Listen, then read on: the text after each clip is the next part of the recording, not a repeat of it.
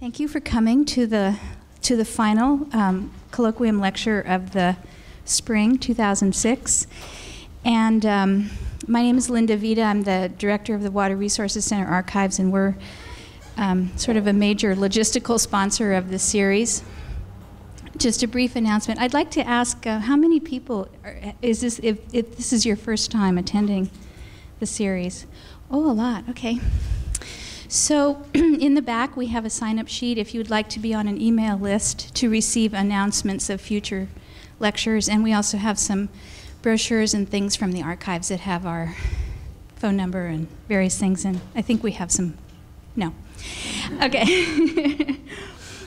And I also want to, before I introduce Professor Narasimhan, who will introduce our speaker, I just want to acknowledge Professor Narasimhan for all of his contributions to this colloquium series. He is retiring this semester, and today is the last day of classes, but he has agreed to stay on the colloquium committee, so that's wonderful news. And this whole series started about 6 years ago or 7 years ago with a conversation that we had in the library, and talking about ways to draw more attention to the Water Resources Center archives and the subject of water in California. So I hope you will help me thank Professor Narasimhan at this point for all of his contributions to the series.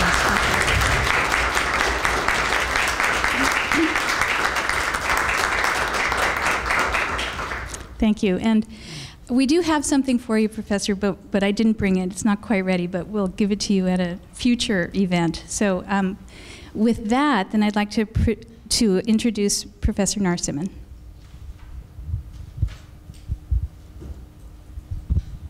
Well, it has been a pleasure. This is one of those cases where the academic freedom of the university enables us to do something for ourselves without any bureaucracy or whatever. We just reach out to the various deans and say something spontaneous that we would like to do, and here it is. And we have been running this. It's kind of nice that we are running it through the archives, which is a library, which is in a sense secular. It is not engineering, it is not humanities, it's all of the above. So a colloquium like this, which looks at water in all its variations, it is nice that it is being sponsored and arranged through the library rather than any individual college. However, this colloquium has been supported very generously by several deans, the Dean of Law, Natural Resources, Letters and Science, Engineering, Landscape Architecture, then the division head of the Earth Sciences Division of the Lawrence Berkeley Laboratory, and the Groundwater Resources Association of California. Little bit of money here and there, and all of a sudden we have enough resources to do something just for the heck of it, for the students, for the faculty, and for the general public. And we have been running it with the help of a faculty committee. I have been chairing that committee all along. And now that I'm going to retire, I thought it would be nice for an active member to be the chair of the committee. And our next fearless leader will be Professor Michael Hanneman of Agricultural Resource Economics. He is a very busy person. He is unable to be here today. With that, it is my pleasure today to introduce today's speaker. California, amidst all the complaints that we can make about California not having a coherent groundwater policy or whatever, it is also true that California has a lot of local governments that have managed to run out of their own independence some extraordinary institutions for water which combine superb science and technology with public relations and public education. One that comes to mind is close to us, the Santa Clara Valley Water District. Another is the Orange County Water District. And today we have Roy Herndon, Chief Hydrogeologist of the Orange County Water District. It has many, many facets, but he is going to talk about today the necessity and the imperative for using recycled water imaginatively, and then conveying the message of recycled water to the non-water expert, which is to combine science and technology on the one hand and the people on the other is one of the greatest challenges we have in our modern society. And so he is in a wonderful position to address that, and he is going to talk about how they are trying to do that in Orange County Water District. Roy has got a bachelor's degree from a small college in Colorado College, I believe. And then he went to a very fine school, University of Arizona, Tucson, which has had for many decades, it had an outstanding hydrology program. He got his master's degree in hydrology from there. Then he worked a few years somewhere else, and then finally he landed in Orange County, and he's now been working there ever since. It's my pleasure to introduce Roy.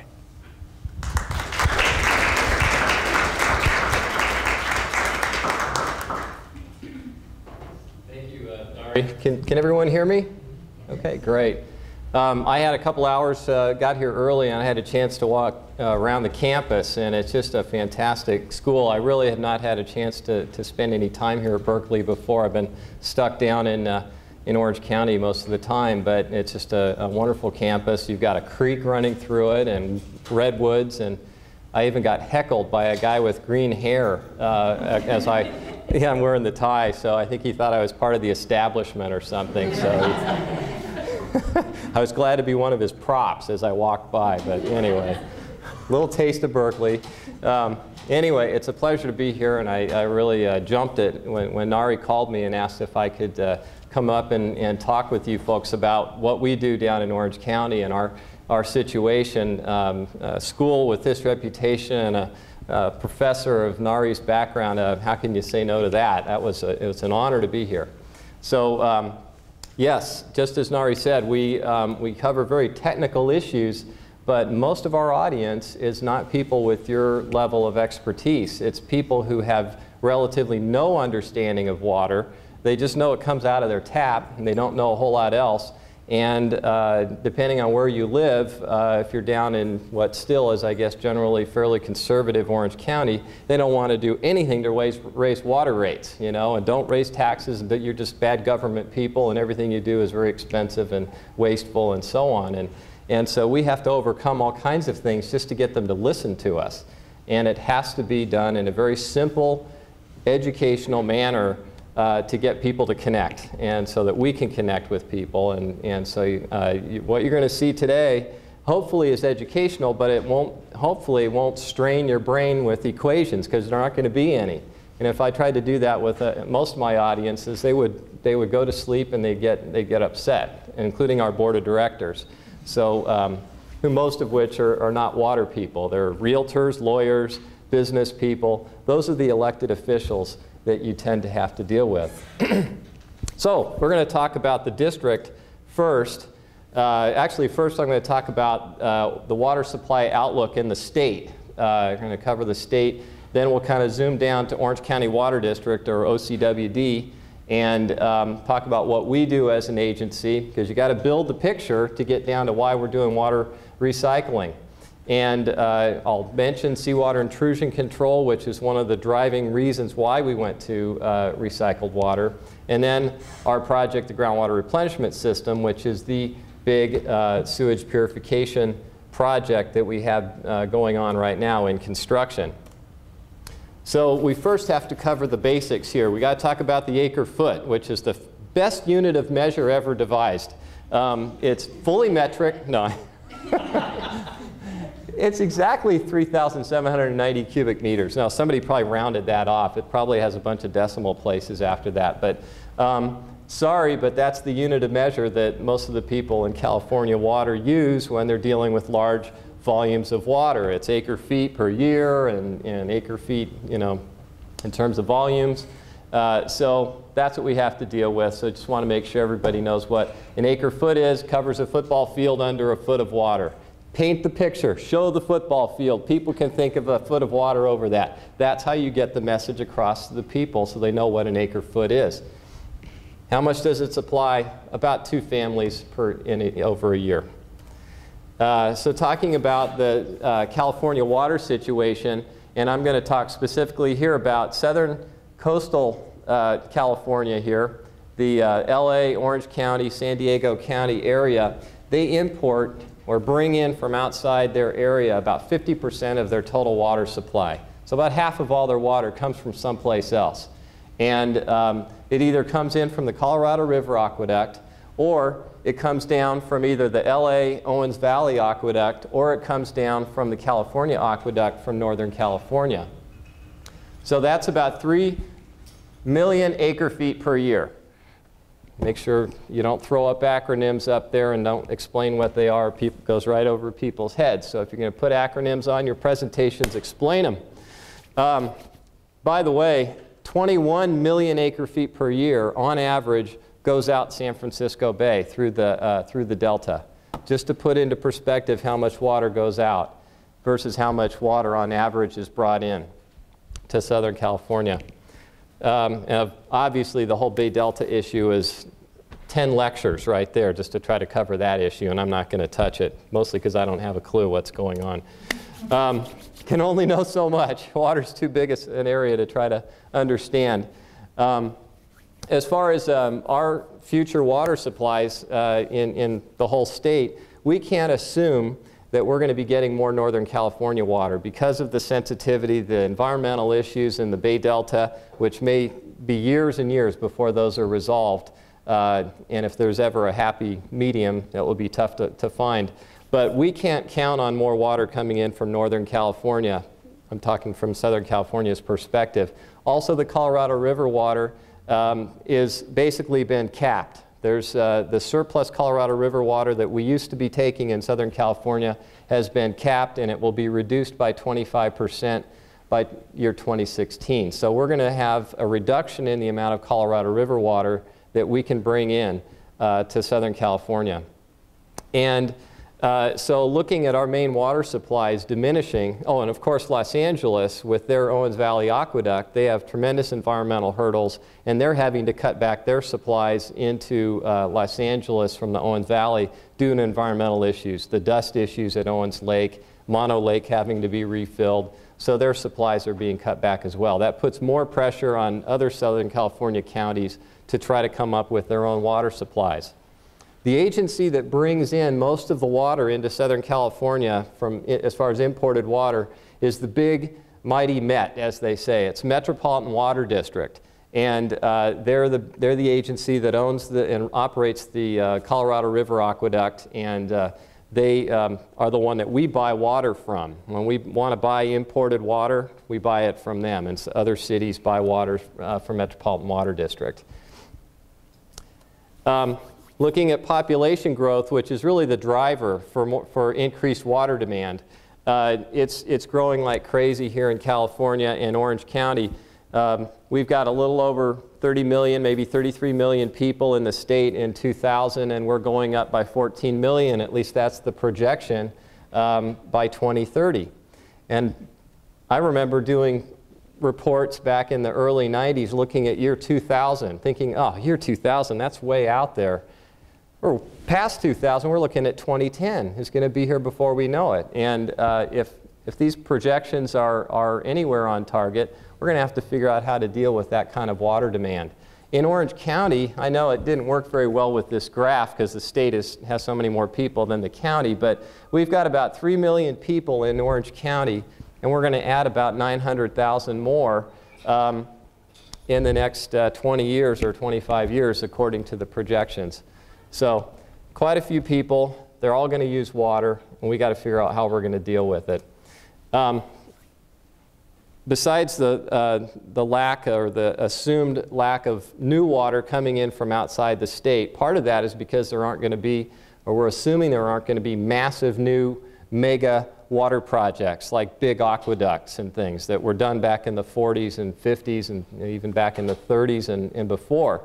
those big water projects are, because of the environmental issues and so on, probably won't happen again, at least not for the foreseeable future. And so we just can't count on that. We can't count on water being brought in from Northern California or icebergs being towed in from Alaska and these other things. Who knows? Someday it may happen, but we're not ready to just put our future, stake our future on those types of situations. So where's the water going to come from? It's going to come from more local and regional projects. Projects that are funded primarily by local agencies and, or agencies working together to develop their own water supplies.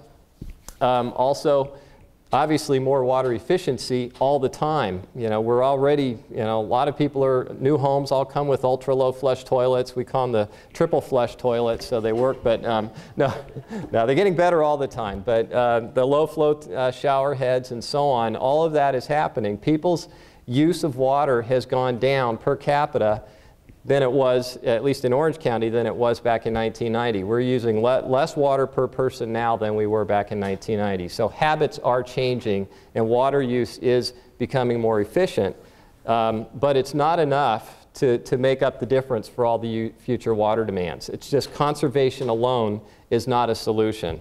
It's not even close. But it doesn't mean you don't encourage it and do whatever you can to get people to conserve more water. Pricing alone will drive water efficiency. As prices go up, and you don't drive up prices just to get people to conserve water, they're going up for their own reasons, and that in itself causes people to use less water. I think agricultural water is kind of a future supply that in the Central Valley, that is the predominant use of water statewide, is all the farming in the Central Valley. At some point, the farmers will recognize the value of that water beyond the value of the crops they're watering, the lettuce or whatever they're growing, and they will agree to sales of their water and by the urban areas. And that is one way that the urban areas may be able to provide water for their future demands, is by basically water deals with the farmers. Already one of those occurred in the Imperial Valley down in eastern San Diego County, where the city of San Diego struck a deal with the irrigators to fallow some of their land in return for use of that water, and they were paid very handsomely for that water, and it was like a 25-year deal. Storing water in groundwater basins is another way of, when you have a lot of water, if you have a really, really wet year, and they do occur, is you've got to find a place to put that water in the ground as much as you can. If you're not going to build new reservoirs, new big giant, you heard about Hetch Hetchy, well, who's going to build another Hetch Hetchy? We're talking about tearing down Hetch Hetchy. You're not going to build more Hetch Hetchies. So what do? You try to find groundwater basins to store the water in, which takes more facilities, but at least the water is underground, and you store surplus water there in times of plenty.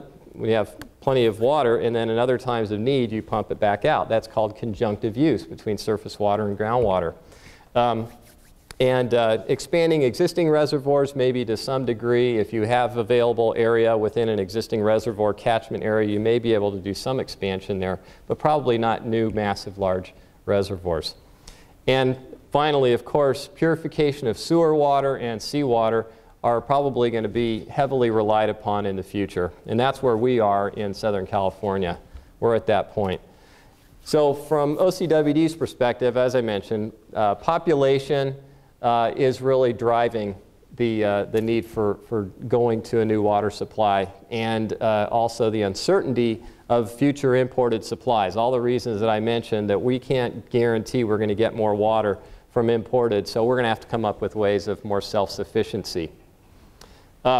So recycling is a new, reliable, drought-proof supply because it comes from sewage. It's water that comes from the sanitation district. It is used day in, day out. It's a constant, steady flow. And right now in our area, it's going out to the ocean.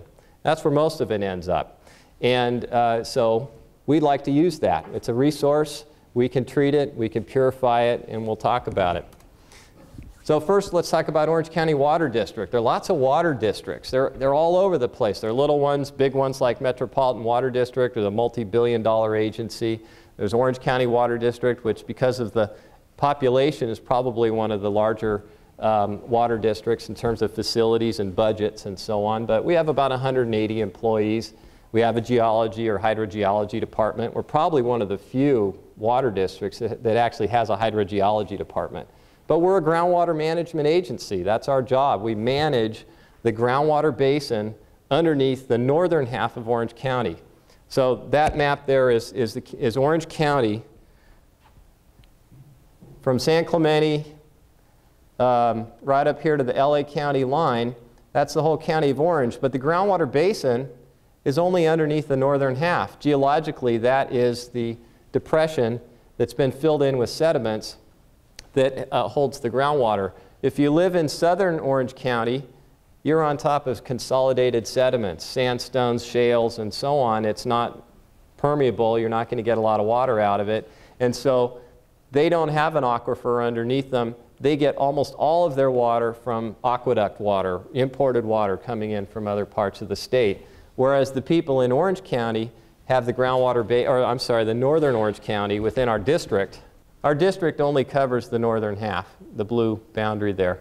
There are about 22 cities, Anaheim, Newport Beach, and so on, that are within that half of Orange County.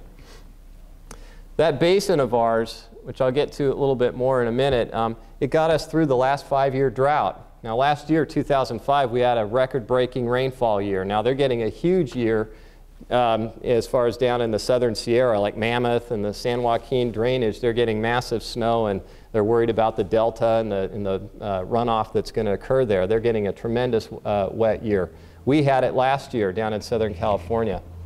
But before that, we had a 5-year drought, and we were able to drain or draw down our groundwater basin like a big reservoir and get us through that drought. And it's got us through a few droughts. And it's bigger than any other reservoir in Southern California. It just happens to be underground. Because of the use of the groundwater basin, we've been able to double the yield or the amount of pumping from the basin over the last 30 years. We used to only pump about 150,000 acre-feet per year out of the basin, but because of our recharge activities and our seawater intrusion barriers that we have at the water district, we've been able to double the pumping up to 300,000 acre-feet per year. And we're very committed to improving water quality. We've undertaken a number of water quality projects, improvement projects, nitrates, VOC, volatile organic compounds, solvents and contamination. We've undertaken a number of projects to clean those up and improve quality. So I've just zoomed in to Orange County Water District's area. So this is just the northern half of Orange County right now. There's the LA County, Orange County border. And the aquifer continues all the way across up into LA County. It's a continuous aquifer system that's nothing but a political boundary right there. And so if our water levels are higher on this side than on that side of the county line, groundwater is going to flow across the county line, which it does. We lose about 5,000 to 10,000 acre-feet per year out to LA County. And that's just the cost of doing business right now. We haven't made a big deal out of it. It would probably be in court litigation for years if we tried to make a big deal out of it. But it's something that we're aware of, and that's just a political boundary right there.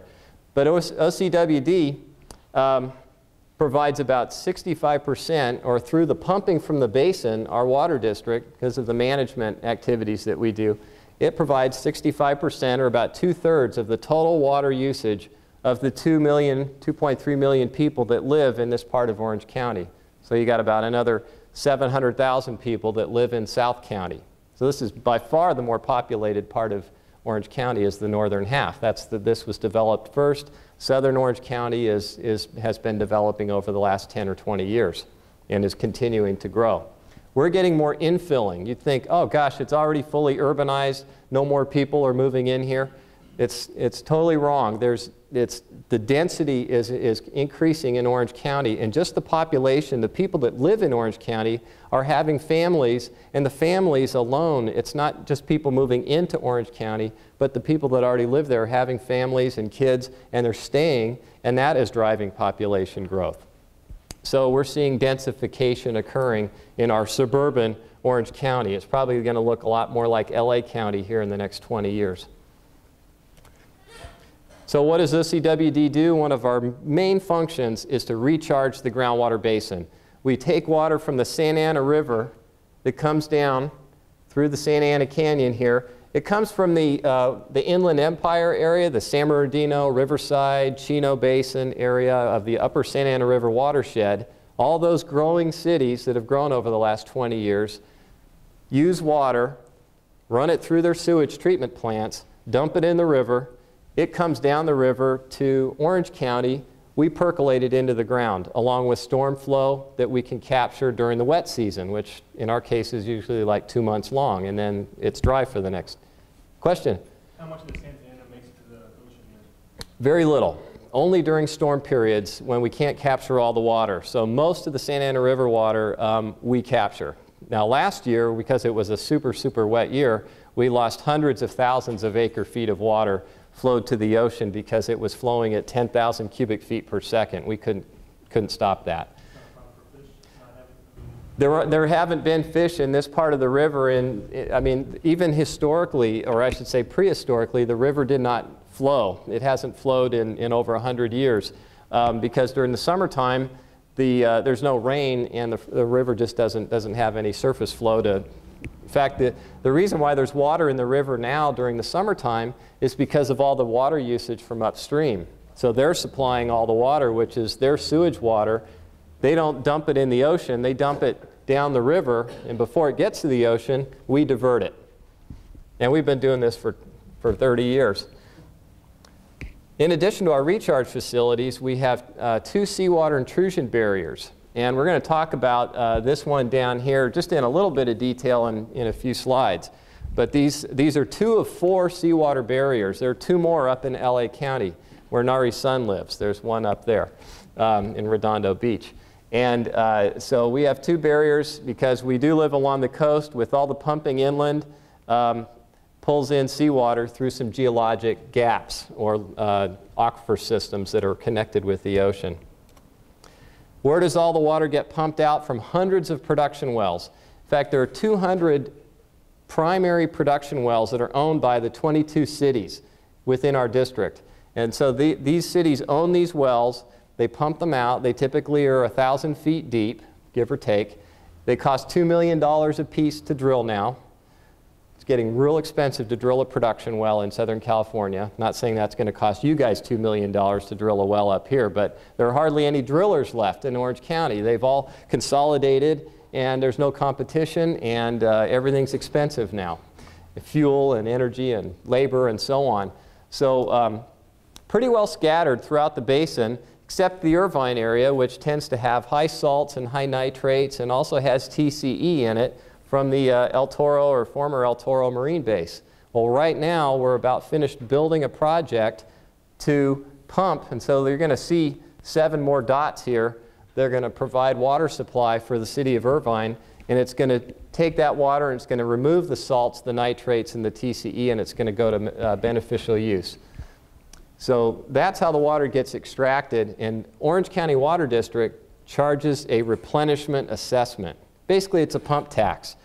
And what we do with that is we put water back in the ground, we run the recharge operations, the recharge facilities, we run the seawater barriers, and we conduct all the water quality monitoring for all of those production wells. We sample them, we analyze the samples for all the chemicals and constituents required by the Department of Health Services, and we provide the results to the well owners and report that as they're supposed to do. And we conduct investigations and future planning and basically do whatever we need to do to manage the basin. So all that, we charge them a replenishment assessment of $205 an acre foot. So that RA, or replenishment assessment, we charge $205 for every acre foot pumped out. And as I mentioned, they're pumping about 300,000 acre feet per year out of the ground. Now, if you own a well and you're pumping out groundwater, you pay us the $205 an acre foot, but you also have to pay the energy, the electricity, or natural gas to pump the water out of the ground. And right now, that's about $60 an acre foot. And that's going up. All energy is getting more expensive. So their cost, assuming they already have the well in the ground, and they've already spent that money, and they're not, and assuming labor is off to the side, but all these are real costs. minimum $265 an acre foot. But you do have labor to run your wells, people that have to run your water department, and you do have to have some kind of amortization of your cost to build the well in the first place. But still, assuming all those are sunk costs, you compare it with imported water, which is $500 an acre foot. Groundwater is a good deal.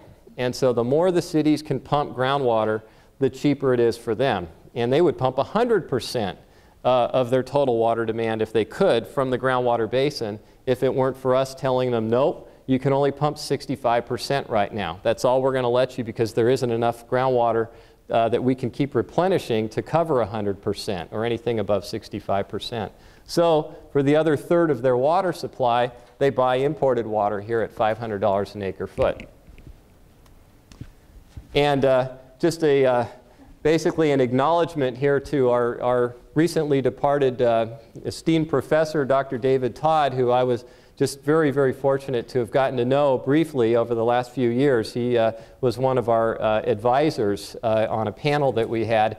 And back in 1999, we were basically getting him up to speed on the groundwater basin. He had done some work in Orange County, but really hadn't spent a lot of time working on projects in Orange County or within our water district. And he said, Roy, this is one of the most complex systems I've had to deal with, and I've worked all over the world, and it completely bowled me over. When he said that, I said, you got to be kidding, you're just saying this. And he goes, no, this is a very complicated groundwater system, and it's very hard to tell where groundwater flows in 3 dimensions.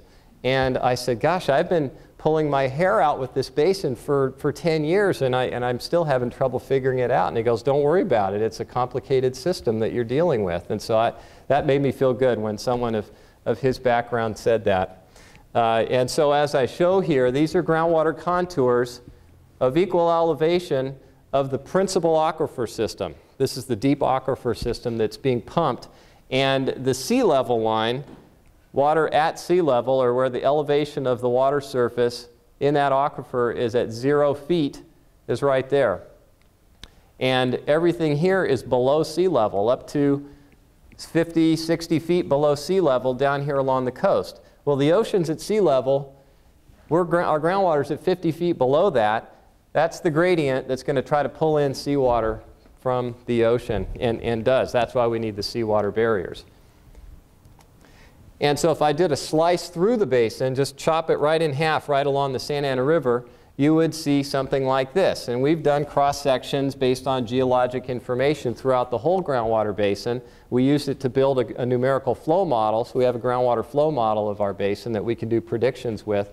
But it's about anywhere from 2,000 and even up to 3,000 feet deep before you get into consolidated sediments, non-water-bearing formation. Generally, if you even did drill wells and you could pump any water from this, it would tend to be pretty high in salts, probably 2,000, 3,000 or above parts per million salt. So the fresh water is really anything under less than about 2,000 feet. Most of the production wells, as I mentioned, are about 1,000 feet deep. There are a few production wells that go down to 2,000 feet. But the deeper you drill your wells, the harder it is for the recharge water to get down into those deep aquifers.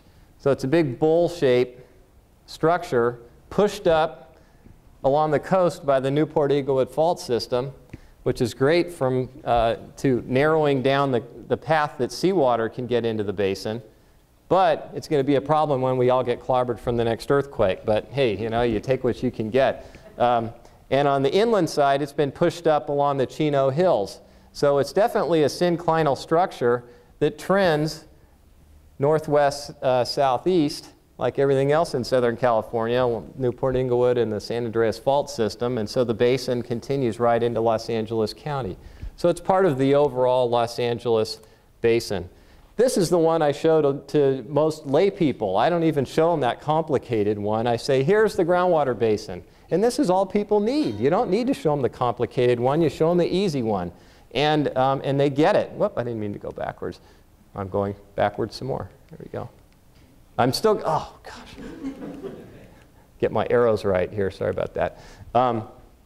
So the simple version is we have 3 primary aquifer systems. We have a shallow system, a middle or principal aquifer system and a deep aquifer system. And very few wells pump down below 1,000 feet or 2,000 feet in this area. Most wells pump, as I've shown schematically, the wells pump right there in the middle, between about 300 feet and 1,000 feet. The shallow aquifer system happens to be very permeable, but it tends to be of lesser quality, tends to be more susceptible to surface contamination, things like gas stations, MTBE, nitrates from past fertilizer. Orange County, of course, was all farming back in the 50s and earlier. And the shallow aquifer has been largely abandoned from pumping, but leakage still occurs. Water can still move through these brown zones, which are representing aquitards or lower permeability units. Water can still get through those and move into the deeper aquifer. And water can still get into this deep, deep aquifer here, and even has so much pressure on it in some places that it actually pushes up, because there's so much pumping in this area that it actually draws water up from below. So really, water is moving in 3 dimensions in the basin, and our job is to try to figure that out and understand from a quality standpoint where water's going or where contaminants are flowing, and overall how much water is in the basin and how can we minimize drawdown or low water levels. And as I mentioned earlier, our basin has gotten us through several droughts because it is like a big reservoir. And if we go back to the 50s, this is right when Orange County Water District first was allowed to charge that replenishment assessment. Before 1956, we couldn't charge any money for the water pumped out of the ground. So what happened? Everybody pumped as much water as they could, and there was no control on the amount of pumping, and we had a lot of seawater intrusion. Plus, the groundwater basin was pulled down up to 700,000 acre feet from full. They just drew down 700,000 acre feet, took it out of storage. So when we could charge money for the water, and I think in those days we charged $3.50 an acre foot, and we bought millions of acre feet. Over the next 30 years, we bought over 3 million acre feet of Colorado River water. A lot of it was pumped out as we were buying it, but we filled the groundwater basin up during the 60s because we had no seawater barrier until 1975. And before then, we didn't have any. So the only way we could stop seawater from occurring was to fill the basin up. Well, that's expensive. But sure enough, we got it full. We went into the drought of the 70s. El Nino years, we bought water and we filled it with natural storm water in the early 80s, big El Nino years. Went into the drought of the late 80s, early 90s. Came out of that drought. We had several wet years. Pretty much leveled off at about 200,000 acre feet from full. And that's a good level for us to be. We don't want to be completely full. That means you have no room to capture more water if there's a big rain year. You want to give yourself some headway. And then this is the last 5-year drought that we just went through until 2005 when we had the big rainfall year, and we recovered over almost 200,000 acre feet of volume in the groundwater basin. Huge, huge year. I started at the Water District in 1988, and I never thought the basin could recover that much in 1 year. But we looked at the water levels, we measured water levels all over the groundwater basin. We saw how much they came up. They came up 40, 50, 60 feet over the prior year, and you calculate that out, even conservatively, and we came up with almost 200,000 acre feet of recovery. So it's great to know if you have a big wet year that your basin is capable of that kind of replenishment. So that was a good sign. Now, where will we go after this? We probably would just kind of like to level off and maybe grow a little bit higher, but not too much higher. I think we're in fantastic shape for now. But as you can see, we have a lot of droughts. You get a couple of wet years, and then you go for the next 6 or 7 or 5 years of drought, below average rainfall, and you end up drawing your reservoir down. So these are just some pictures of our recharge facilities. Here's the Santa Ana River coming in from the east, and we divert the water from the river into these settling basins. Even the riverbed itself is sandy, and it percolates quite a bit of water. And actually, here's the river right here. This is a parallel channel to the river, and it percolates water. And then here are several recharge basins, and we have to clean them. We have to drain them because they clog up with silt and sediment. and we scrape them with bulldozers, and then we put water back in them, and it percolates again. So we tend to clean them maybe twice a year if we can. And that's just a zoom in of one of our recharge basins right there. I mentioned seawater intrusion, and it's probably the biggest limiting factor to how much water we can pump out of our basin, at least in the short term. We could pump 500,000 acre-feet out before we really start worrying about massive amounts of seawater moving in and past our barriers. Our barriers are not good. They're not sufficient to prevent seawater after we've drawn out about 500,000 acre-feet of water. If we didn't have seawater intrusion, we probably could pump 1 million acre-feet out of the basin before we started thinking we got to start replenishing this basin. Or some other issue like land subsidence might become an issue. The problem is seawater barriers are very expensive to operate. They take a lot of injection wells to maintain. You basically are injecting a lot of fresh water to form a pressure mound, a high pressure mound that's above sea level that stops seawater from moving in. It keeps the gradient going in the other direction. And this is zoom in just down here in the Huntington Beach area. Here's Newport Beach down here if you guys have been down in Newport. This is the, you can't see it very well, but these are the mesas. These are uplift. This is all part of the Newport-Inglewood system. So this has all been pushed up, but the ancient Santa Ana River has carved a notch. It's carved several notches up the coast. But this one here, or gaps, they're sometimes called gaps. Back when the sea level was 200 feet lower, it carved a gap, a notch about 200 feet deep. And then as the sea level rose, the river dropped its sediment load, and mostly sands and gravels. So there's about a 200-foot thick, 2-mile-wide aquifer here that is open to the ocean. And so it's just a layer of sand and gravel that seawater can move right in. And from there, these contour lines represent chloride, sodium chloride in seawater. What was it doing from 93 to 95 to 98 to 2002? It was doing an end around our seawater barrier. The green dots are all our injection wells that we've used since 1975. And it was progressing in straight at the injection wells, particularly in this area, but it was really moving around both ends. So now we're installing new injection wells. In fact, we've already got them in as part of this groundwater replenishment system. And these new wells here and here are going to create much larger freshwater pressure mounds or pressure areas to hopefully push the seawater back out, at least to the point where our goal is to push it at least to this point where it can't go anywhere. It can't go under the mesa at this point due to faulting and things. So our goal is to push the seawater back to about this point. If we over-inject fresh water, we'll be pushing fresh water right out to the ocean, then we're wasting water. So we have to try to draw a kind of a happy balance there between just the right amount of injection and not over-injecting. So as I mentioned, the seawater barriers, they protect the basin. We've been doing it for 30 years, and the supply to that barrier has been 50% purified sewage water. We've been doing it for 30 years. We built Water Factory 21, which is one of the first pioneering recycling systems in the world, and it was the first one permitted to inject purified sewage water into a drinking water aquifer back in 1975. And we've been operating it ever since. Well, Water Factory 21 was demolished about 2 years ago because it had outlived its useful life, and we're now building a much larger system called the Groundwater Replenishment System that will replace Water Factory 21. And we first thought of needing to do that. We said we need to expand Water Factory 21 because our seawater barrier can only inject 15 million gallons a day. We need to inject 40 million gallons a day. All those new injection wells are going to take more water.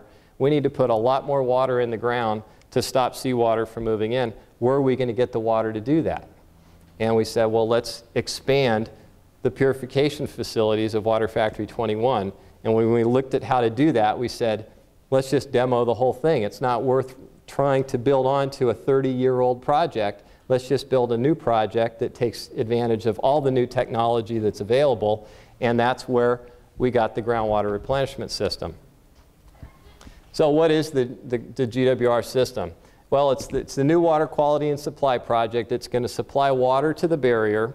It's going to go a lot further. The barrier is just one part of where the water goes. It's also going to go up the Santa Ana River into those recharge facilities that I showed the photographs of. So it's going to actually provide a lot more water than just what the barrier needs.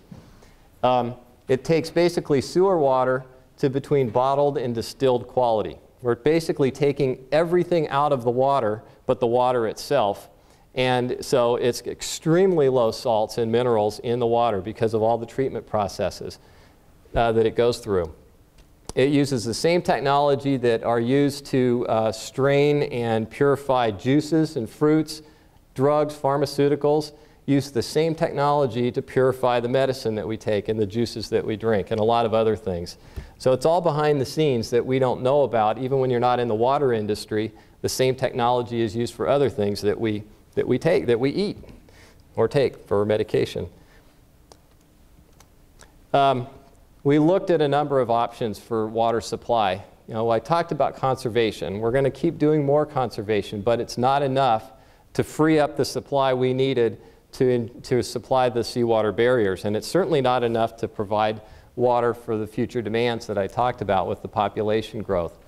Ocean desalination right now, it's happening. Projects are getting online and future projects are being, the feasibility is being studied. Right now, it's anywhere from $800 to $2,000 an acre foot. Now, I mentioned imported water right now is about $500 an acre foot. So someone would have to make the economic decision to go build an ocean desalination plant, and the cost of that project water will be anywhere from $300 to $1,500 more than the other alternative available water supply. And that's a big decision for someone to have to make, is do you want to spend that kind of money for an ocean desalter? And they're starting to make those kinds of decisions because there's no other, you can't get more imported water indefinitely. So they're starting to look at that. The other option that we looked at or people considered was building more reclamation plants. That would be essentially, a lot of water goes to irrigation, you know, watering parks, golf courses, and schoolyards and things like that. And instead of using drinking water, you know, or non-recycled water to water all those parks and golf courses, let's do more recycled water usage for irrigation and landscaping. The problem is, at least in Orange County, there are 2 main sewage treatment plants, and they're way down by the coast. So we would have to we have to treat the sewage down there and then repipe it back all over the whole county in a huge distribution system that would essentially duplicate the distribution system that's already there for the drinking water. Well, it's not economic to do that in an already urbanized, developed area.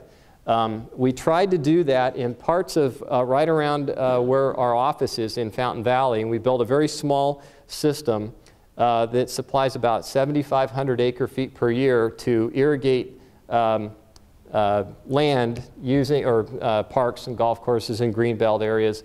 And that cost $55 million, and economically it did not work out to build that kind of a project to only supply 7,500 acre-feet per year.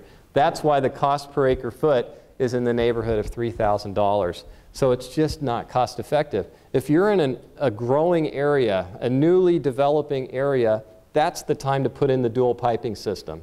To put in your drinking water potable supply system and your non-potable greenbelt irrigation system. And that's what the city of Irvine did. They thought of that in the early 70s when they were developing. They said, we're going to put in the dual piping system, and that made sense to them to do that. So, and as I mentioned, buying imported water, we can't just count on Metropolitan Water District to continue to supply all of our future demands. We need to diversify where we get our water. So we knew that that wasn't, we're still going to be buying more imported water, but not for the barrier.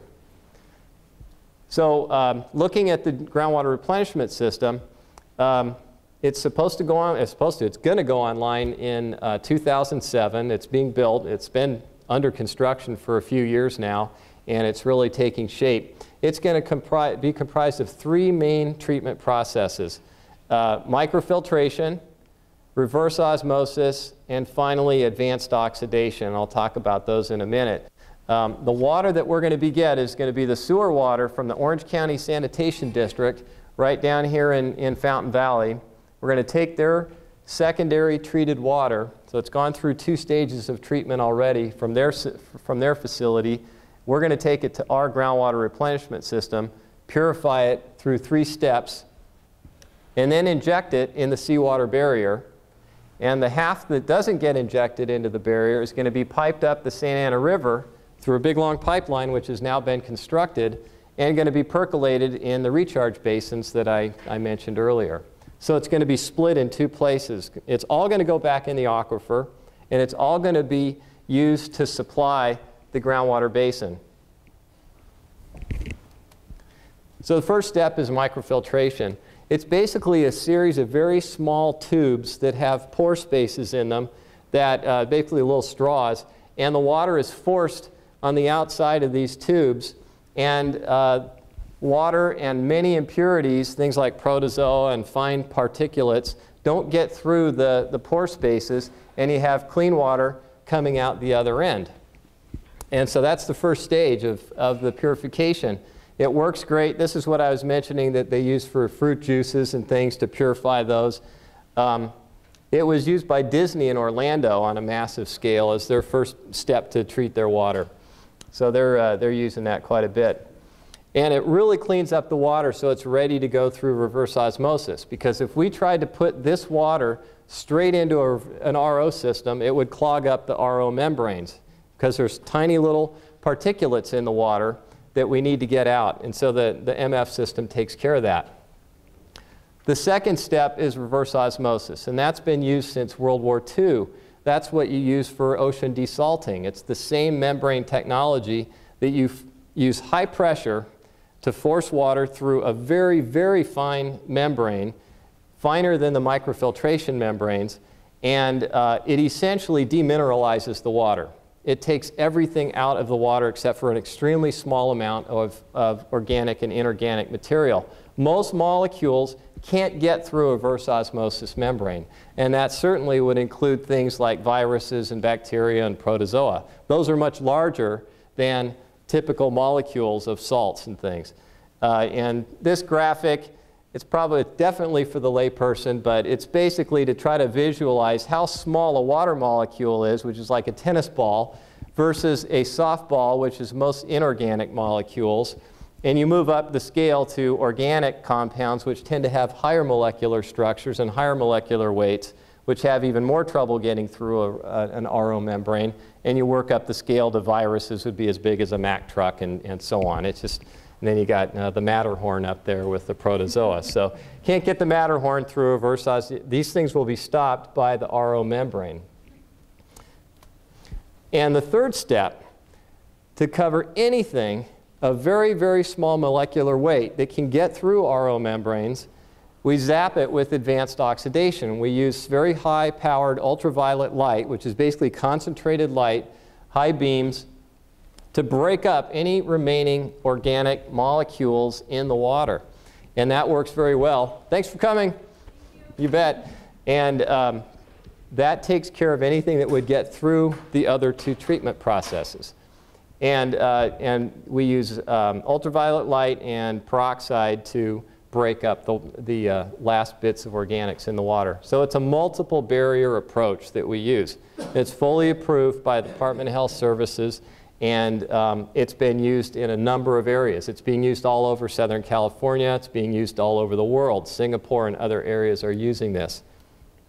Did you say how much it costs per acre foot to treat? This project is competitive with imported water, $500 an acre foot. Now that does include some subsidies. We do have grant funding from the federal government and also the state government. Because they support this project so much, they have given us very large grant funds to help bring the price of the water down.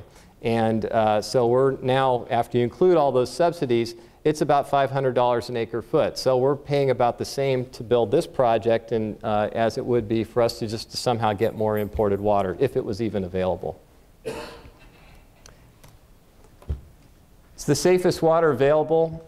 It's better than any other water in terms of total organic compound concentration. It's less than 1 part per million or milligram per liter compared to water coming from Northern California, compared with water coming from the Colorado River, and compared with water coming down the Santa Ana River, which has between 5 and 6 milligrams per liter of organics in the water. So all our alternative water supplies have higher organic loads than the water that comes from this project.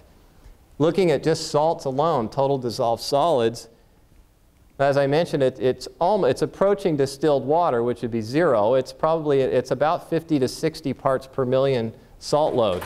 In fact, it's so pure we actually have to add minerals back to the water, just like bottled water companies have to do, because they can't just distill water and give it to you. It's not healthy to drink pure water. It'll, be kind of aggressive on the intestines, and also they put minerals back in because it tastes better as well. We have to put minerals back in so we don't do any damage to the pipelines. It will corrode and eat up the pipe. If it's pure water, it's very aggressive.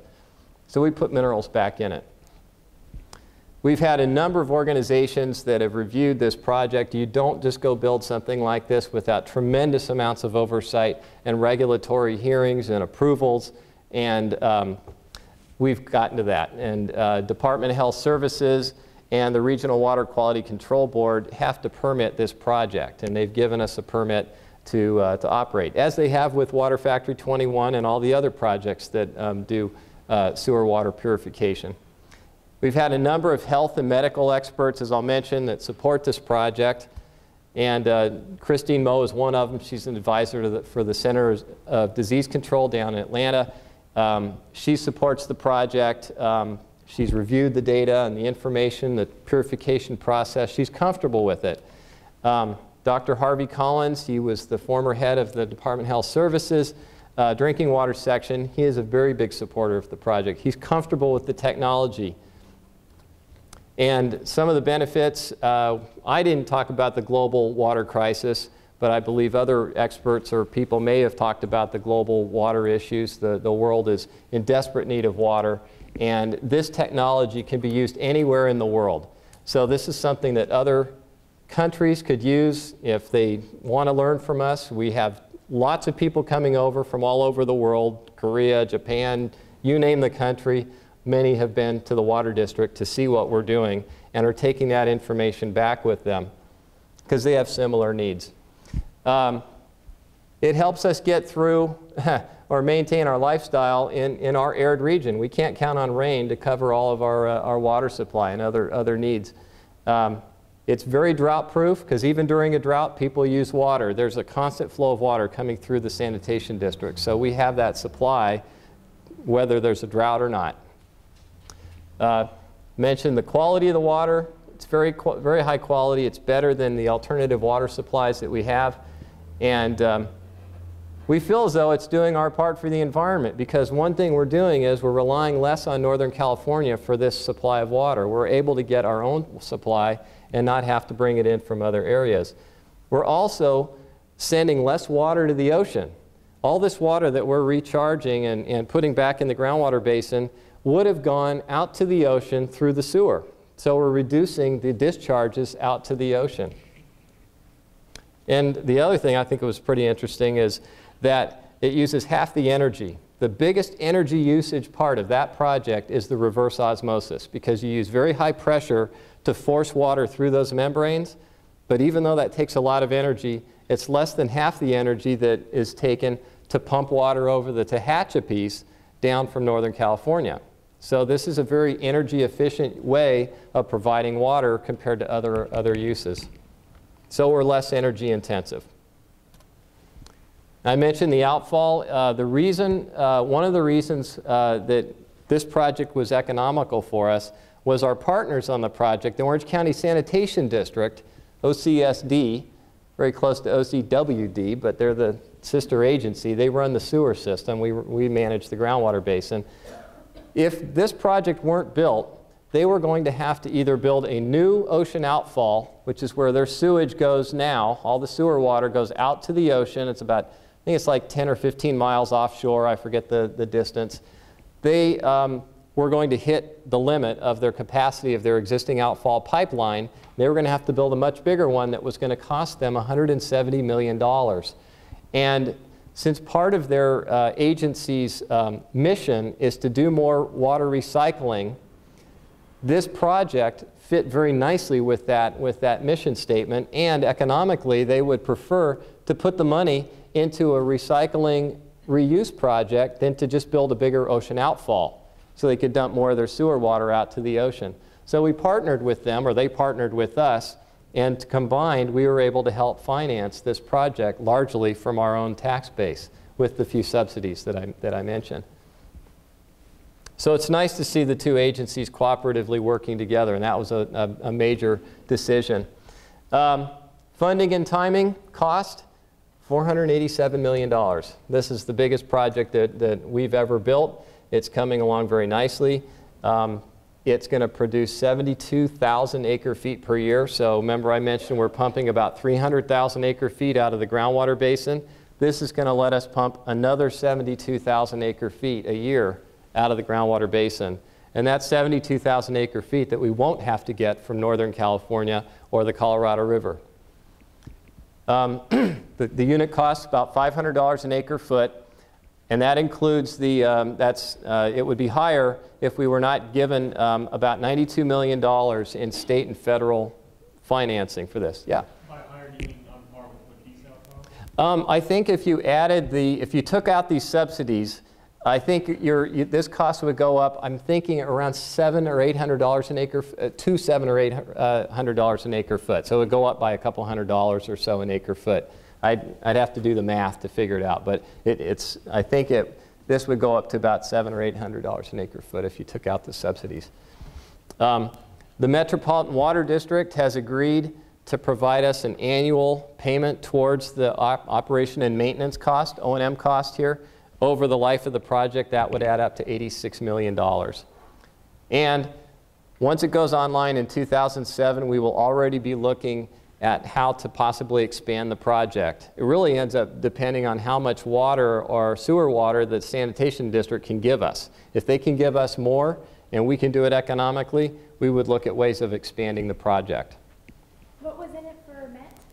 Metropolitan, because we didn't have to buy 72,000 acre feet that they would have to go figure out where to get that water from.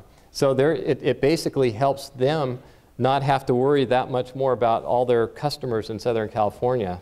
So weren't they making that money? No, we didn't reduce our demand. We didn't cut back 72,000. This is going against future demands. Oh. So it's basically in the future, with all the future growth in the area, it's 72,000 that they would have had to find water for the population.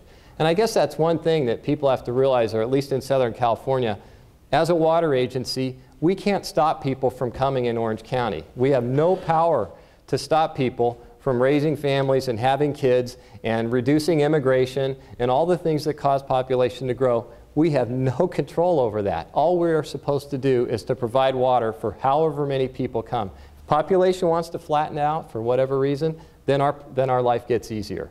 But we're there at the mercy of people coming into Orange County. And we're here to try to make their lives as comfortable as we can when they come to Orange County, like everybody else wants to move in. So we have given literally hundreds of presentations like this before, and I'm not normally the person that gives it, so this is really kind of fun for me, the hydrogeologist, to talk about this project. And these are many of the groups that we have given this talk to before, because we are actively trying to get the word out. We're trying to educate people, because we found if we don't get to people first, and all they hear is the yuck factor and the toilet to tap issue, if that's the first message they get, doesn't matter how much talking we can do and explaining about all the purification processes, the mindset is, I don't want to hear about it.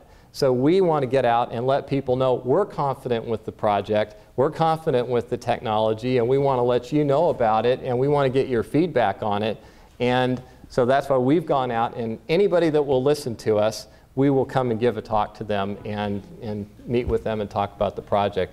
And because of that, we've gained a tremendous amount of supporters, including environmental groups like the Surfrider Foundation, the Sierra Club, are full supporters of this project. And a number of other groups, health and science and education and so on, teachers, the National Water Resources Research Institute, school districts, the medical community. It's amazing. So the groups that have heard this are very supportive of our project. They understand it, they get the mission, and they're confident. And I could go on and on, all the clubs and so on. It's amazing. And so we've been doing this for several years. This project has started quite a while ago. I think I have a timeline.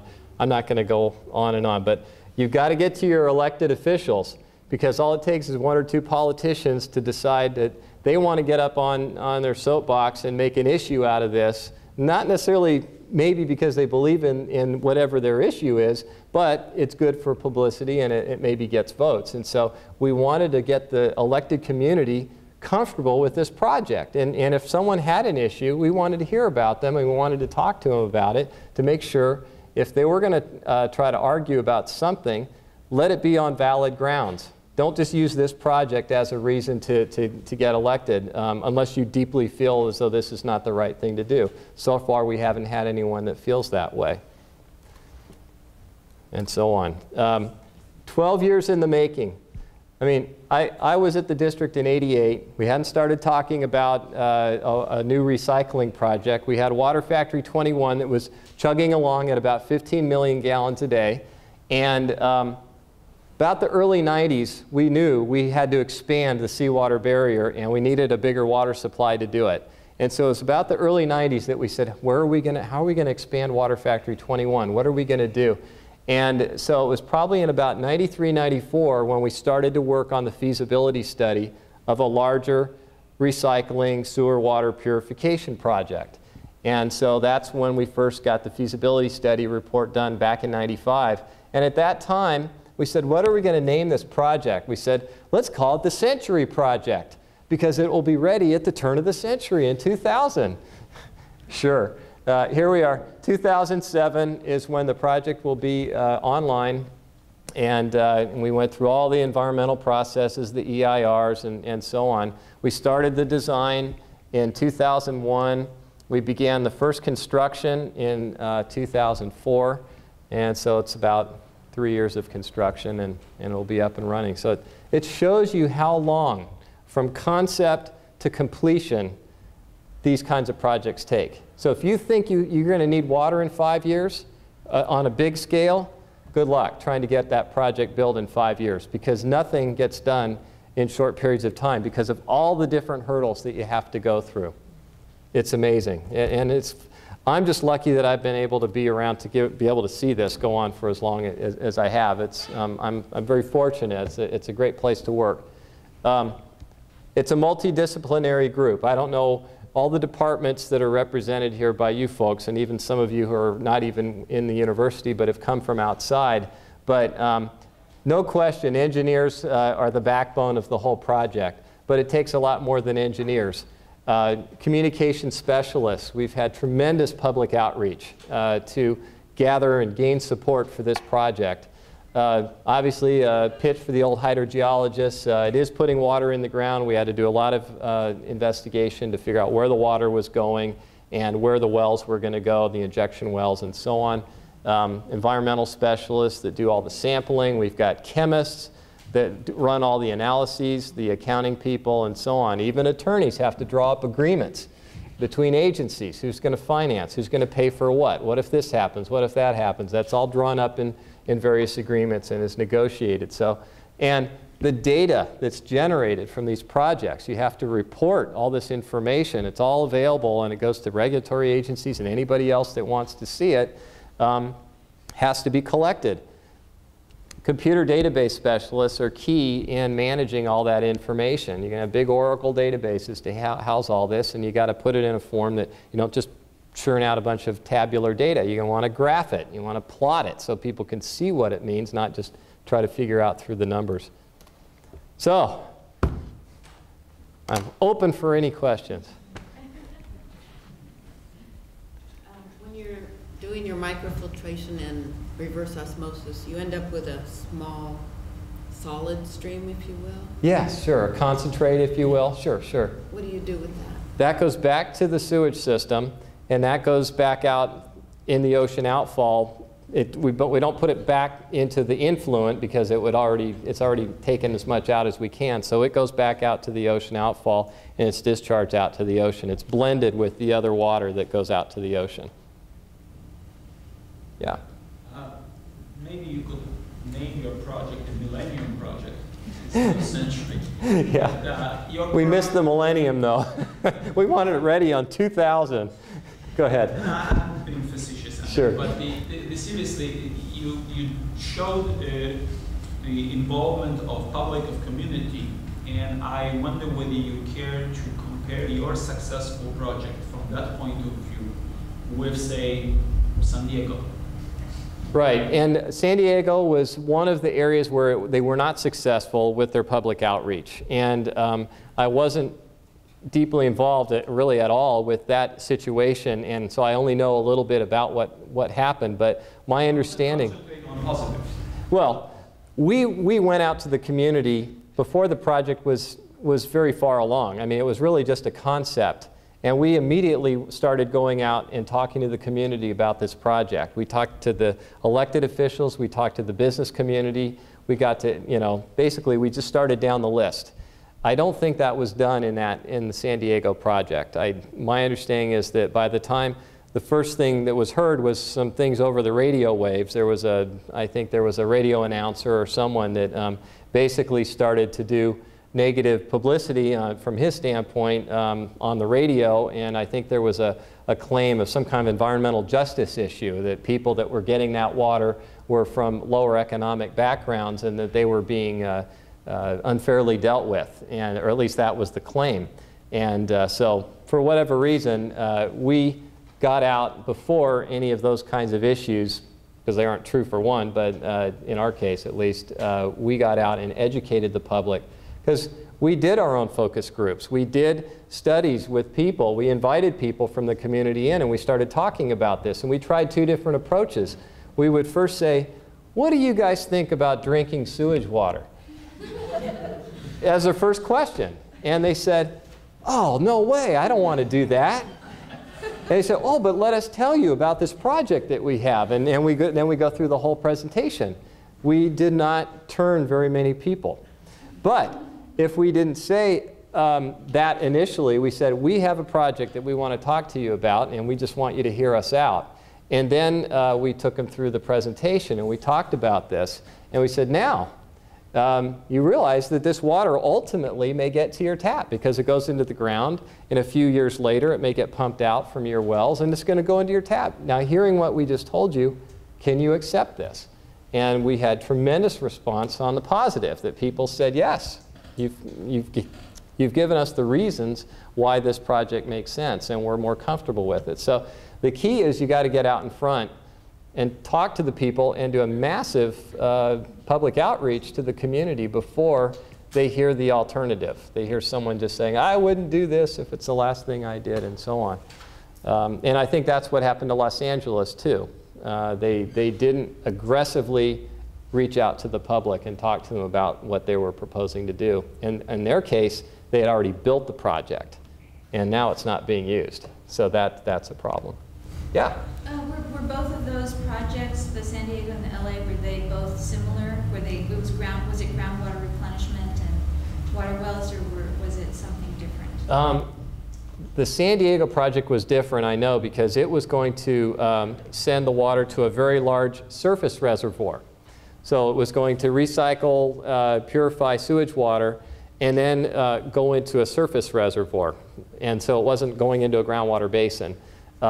In our case, obviously it's going into a groundwater basin. In Los Angeles's case, it was going to be recharged into the San Fernando Valley groundwater basin. So it was similar to ours. I don't know if it used all the same treatment processes and purification processes that we had, but it was, in that particular case, Los Angeles's case, my understanding is there was a former city councilman who decided to make that one of his main issues, and basically campaigned against that project. And so that helped to undo that project. Now, I understand that they are interested in revisiting the issue, but it's very difficult after having that kind of a campaign to try to get public support back in your favor. It's really hard because people, once they get convinced of something, it's human nature to not want to get convinced the other way. It's a challenge. You had a question, yeah. Sorry, I keep looking over here. Go ahead. I'm just going to follow up on that. Are you aware of any other similar projects where purified sewer water is being successfully blended with the drinking water source, either in the ground or in the Singapore, Los Angeles, the seawater barriers in Los Angeles, they're already using 50% recycled water going into their injection wells where it's moving into the groundwater basin, so it is being done in other areas. I think it's South Africa is actually going straight into the drinking water system. That's called direct potable reuse. Basically, you're purifying sewer water and you're not even putting it into another reservoir or groundwater basin and giving it some travel time before you pump it out and drink it. They're going straight into the tap, is my understanding. Now, we have people that want us to hurry up and do that. We're saying we are not ready for that yet. There's still a lot of reasons that we think we need to go through this approach. But there are places that are going, I mean, the astronauts do it, but, you know, that's the astronauts. Question?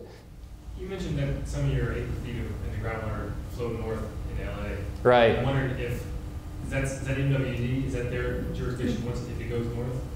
Actually, there's another, there are a series of agencies. There's one agency known as the Water Replenishment District of Southern California. Sounds like it covers all of Southern California, but they're similar to us. They manage the Los Angeles basin area, the basin across the county line, and so that's similar to us. You work with them? They manage the same basin?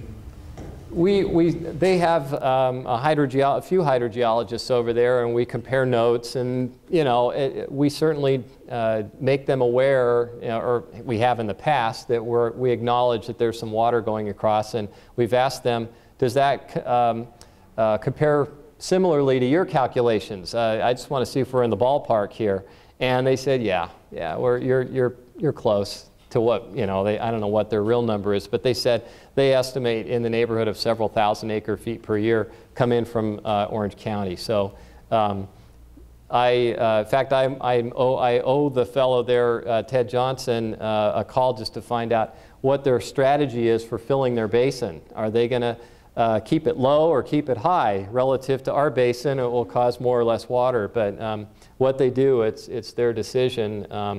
But I don't think they're going to try to take advantage of it and keep their basin low just so they can pull more water over from our side.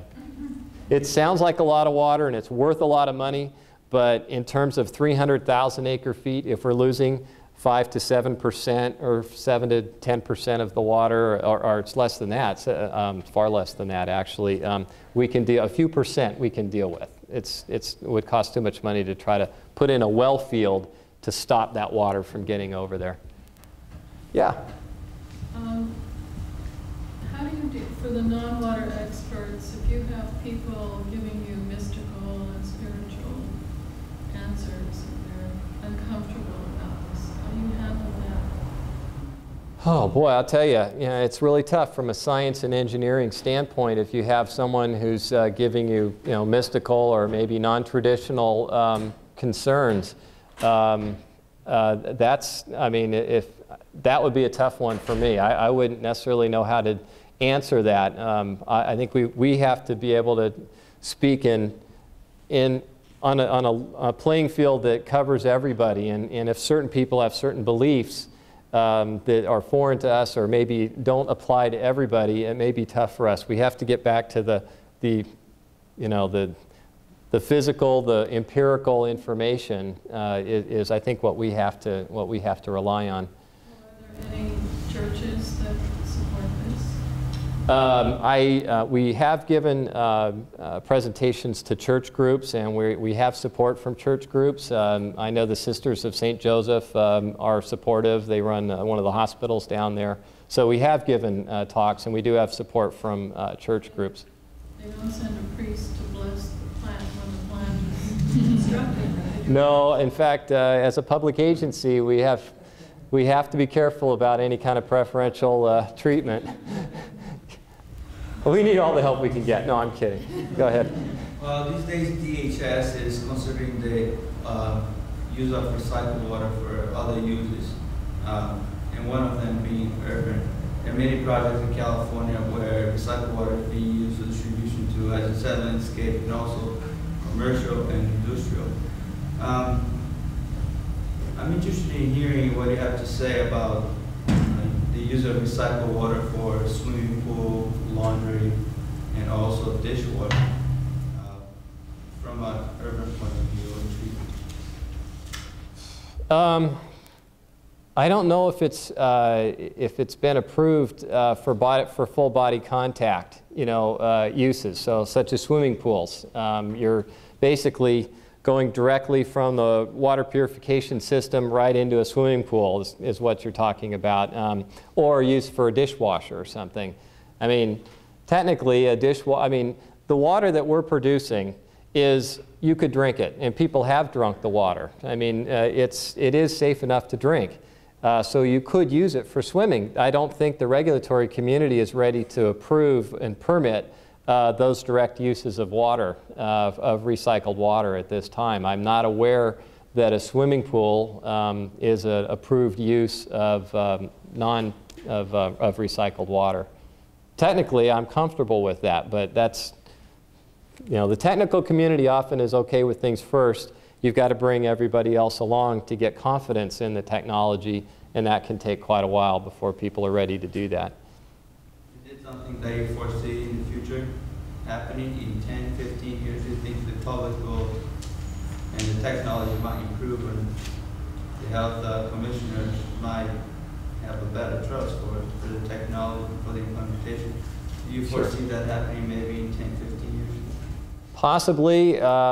I guess I'd like to be optimistic that the community is increasing in its sophistication and ability to gather and absorb all this information. But we've got a tremendous challenge of educating the public on just basic fundamental issues. I mean, the literacy rate and so on. We have huge challenges of keeping the public educated on science in general, much less things like reverse osmosis. And so you could be somewhat less optimistic that is the community in 15 years going to be as educatable as the community today? And that's a big question, given the ability of the schools to graduate students and things, because those are going to be the people that we're going to have in this room in 15 years. And are they going to be able to absorb what I talked about today as well as you're able to absorb it? I would like to think so. But one thing is, for sure, if we can succeed on projects like this, then projects like this, after operating for a number of years successfully, will help gain public confidence. They can say, see, they've been doing it for 10 or 15 years. Why can't we do it? And so I think that's the key. And that's where we started with Water Factory 21. We probably wouldn't be here building this project if we hadn't had 30 years of success with Water Factory 21. We have the confidence of the regulatory and the public community to build projects and operate them. And so that's why we have people from all over the world coming to see what we're doing, because they know if we can do it, then they can do it too. So that's what's going to gain the confidence, I think. It's already 7 o'clock. We'll take one more question. Yeah. I just wonder, how do you inform the public? Some cities around the country, they have a sign on highways saying, for example, City of Oakland uses recycled water. Sure. So you have to make choices, the public have to make choices to live in the county. How do you inform them? Is it a standard procedure you have to notify the public?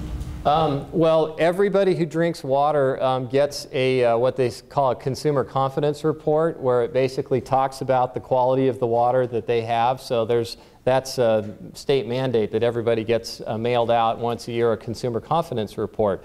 But with the millions of people that live in our county, it's really hard to get to every single person. We just have to start with community groups.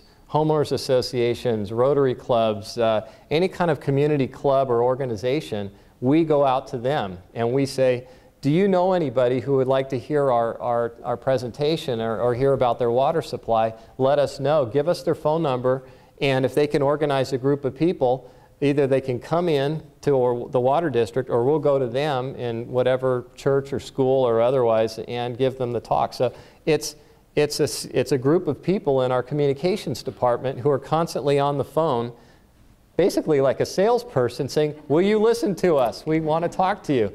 And that's what we have to do. But we also do what we call a Water 101. We call it OC 101.